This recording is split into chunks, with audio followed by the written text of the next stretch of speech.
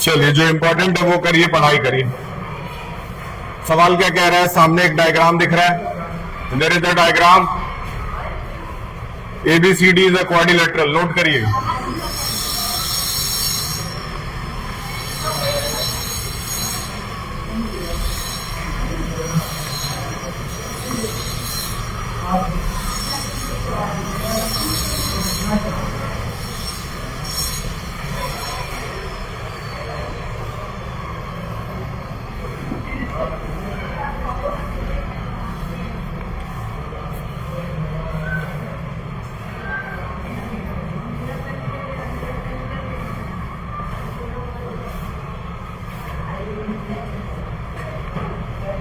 PQ is the midpoint. PQRS are the midpoint of side.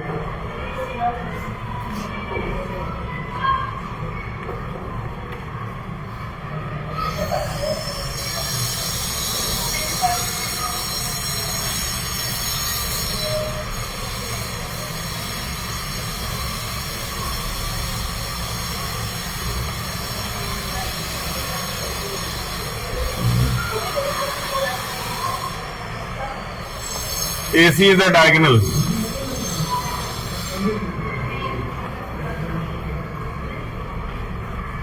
AC is a diagonal. अब बहुत ध्यान से ये क्वेश्चन समझ लो जरा, इसमें क्या पूछ रहा है और क्या आएगा एग्जाम में। ये सवाल है, इस सवाल में सबसे पहले एक चीज ध्यान से समझिए।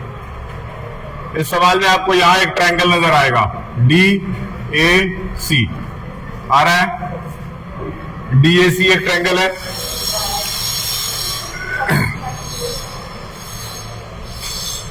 अब देखो होता क्या है, ध्यान से समझो। यहां देखो ध्यान से, मान लो ये सपोज ये ट्रायंगल है और ये इसका मिड पॉइंट है जिसको हम लोग ज्वाइन किया है। रूल ये कहता है कि अगर ये दोनों पैरेलल हैं, यानी कि अगर ये दोनों एक दूसरे के पैरेलल हैं, तो फिर जितना लंबा ये साइड होगा उसका आधा ये साइड होगा। ठीक, जितना ये साइड होगा, सपोज ये 4 सेंटीमीटर होगा तो ये खुद ब खुद कितना होगा। उसी तरीके से सिमिलरली जितना लंबा ये वाला साइड है यानी AC वाला साइड है, उसका आधा क्या होगा, RS होगा। AC का आधा क्या होगा, RS होगा। क्लियर है? तुम कुछ नोट नहीं कर रहे हो तो पेज में लिख लो। तो सबसे पहले तो लिखेंगे इन ट्रायंगल DAC।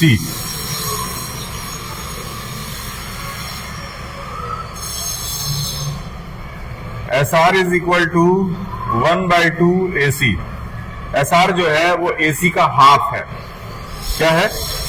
हाफ है। ठीक, ये पता होना चाहिए। SR is equal to 1/2 AC।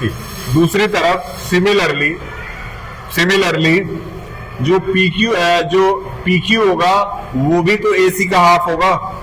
अगर नीचे वाले ट्रायंगल में देखें तो PQ जो होगा वो AC का हाफ, यानी कि लिख सकते हैं इन ट्रायंगल, कौन सा triangle, ACB, ABC, PQ is equal to 1/2 AC। सही है? पहला इक्वेशन, दूसरा इक्वेशन। बहुत ध्यान से अगर देखो तो क्या समझ में आ रहा है, एक बार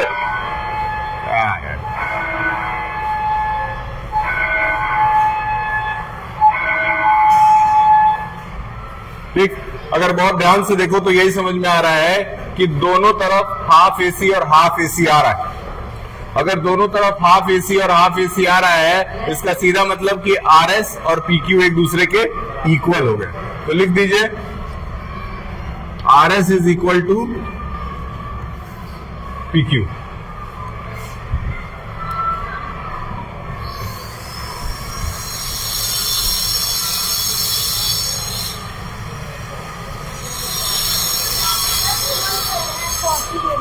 ये तुमको बाल वाल झाड़ करके नहीं आते हो क्या घर से? शुभम जी वहां बैठे हैं, देखो गंदा लगता है ये।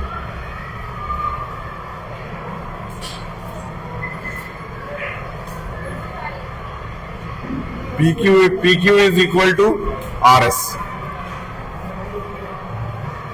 अब पी क्यू और आर एस एक दूसरे के क्या हो गए? इक्वल। यही पहले सवाल में आपसे बोला है करने के लिए। लिख दीजिए therefore P Q is parallel to R S. पहले सवाल में पी क्यू और आर एस एक दूसरे के क्या हो गए? ठीक है। और एस आर जो है, एस आर दूसरा सवाल बोला है S R is equal to half A C. S R is equal to half A C हम लोग पहले ही ला दिए हैं। यहां पे बस ब्रैकेट में लिख दीजिएगा बाय मिड पॉइंट थ्योरम। कौन सा थ्योरम है? By mid point theorem. ये सारे ऐसे चैप्टर्स हैं जिनको एटलीस्ट जब 3 बार पढ़ोगे तब जाके दिमाग में घुसेगा। पहली बार पढ़ने पे तो ये कुछ समझ में आया ही नहीं होगा, एकदम गारंटी दे रहा हूं। ठीक, दूसरी बार समझ पढ़ने पे लगभग 40% के आसपास थोड़ा बहुत समझ में आना शुरू होगा। 3 बार पढ़ेंगे तो 50% से ज्यादा आएगा, और एक बार घर पे जाके रिवाइज करेंगे तब हो सकता है कि आपको पूरा आ जाए, क्योंकि प्रूविंग वाले क्वेश्चन में 9th और 10th क्लास वाले बच्चों का मन लगता नहीं है।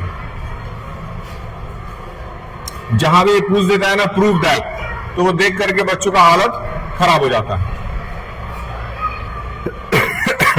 ये क्वेश्चन तैयार कर लीजिएगा। इसके बाद से इसी में P Q is equal to S R पूछा है, हम लोग ऑलरेडी प्रूफ कर चुके हैं। दूसरा वाला यहां लिख दीजिए P Q is equal to S R, already proved.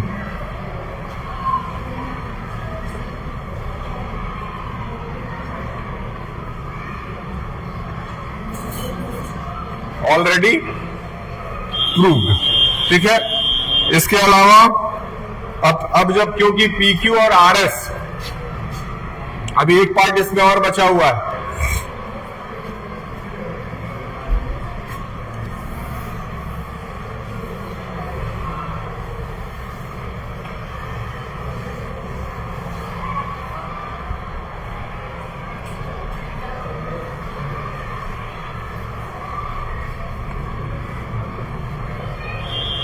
अब इसको यहां से इसको भी ज्वाइन करिए और ये इरेज कर दीजिए पुराना वाला, इसको ज्वाइन कर लो। अच्छा, तुम लोग तो मिटा नहीं पाओगे, समझ जाना।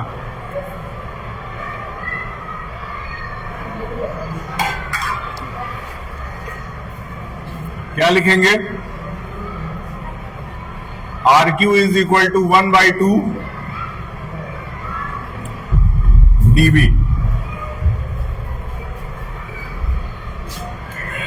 और SP is equal to 1/2 dB। दोनों हाफ डीबी के बराबर है। मन लगाओ, दोनों हाफ डीबी के बराबर है कि नहीं? सेम वही तरीका लगाएं। एक भी लोग अब एब्सेंट नहीं करना इधर। अपने एडमिट कार्ड्स ले लिए कि नहीं? कॉपी चेक हो गई है? तुम कौन सा हाउस में हो? तुम कल थे कि नहीं मैच में? तो एक भी गोल लगा? 1 मिनट, वो कहाँ गया? नहीं, ये नहीं, ये तो फिर भी कोशिश कर रहा था। एक कोई कृष्णा नाम का लड़का है। हाँ, कहाँ गया वो? एब्सेंट है। वो पूरे गेम में एक जगह खड़ा था, वो इंतजार कर रहा था मेरे पास बॉल आएगा तो मैं मारूंगा। अरे एक लड़का था ना येलो हाउस में।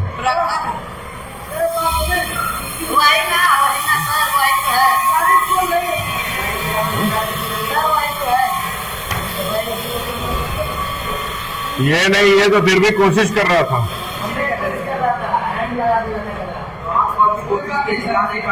हाँ, अब सुनो, देखो बता रहे हैं। 1 मिनट। हम लोगों को क्रिकेट खेलने की आदत ज्यादा होती है, ठीक है? इसलिए हर जगह हैंड का यूज करने का आदत हो जाता है। फुटबॉल खेलते रहो, फुटबॉल से अच्छा कोई गेम नहीं है, ठीक है? फुटबॉल से अच्छा गेम इसलिए नहीं है क्योंकि बॉडी का फिटनेस जो है जितना फुटबॉल में अच्छा हो सकता है उतना किसी गेम में अच्छा नहीं हो। इसीलिए दुनिया का सबसे बड़ा स्पोर्ट्स फुटबॉल। दुनिया का सबसे बड़ा स्पोर्ट्स क्या है? फुटबॉल। हाँ, क्रिकेट अच्छा गेम है, लेकिन वो इंडियंस के लिए बस है ना, इसलिए कोई बात नहीं है। इसके बाद क्रिकेट का मैच है। अगर क्रिकेट इतना ही पसंद है तो मैं चाहूंगा येलो हाउस वाले जीते क्रिकेट, रेड वाले जीते।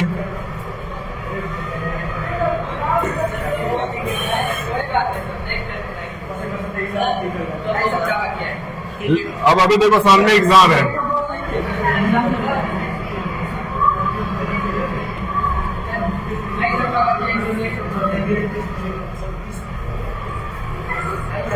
जिस दिन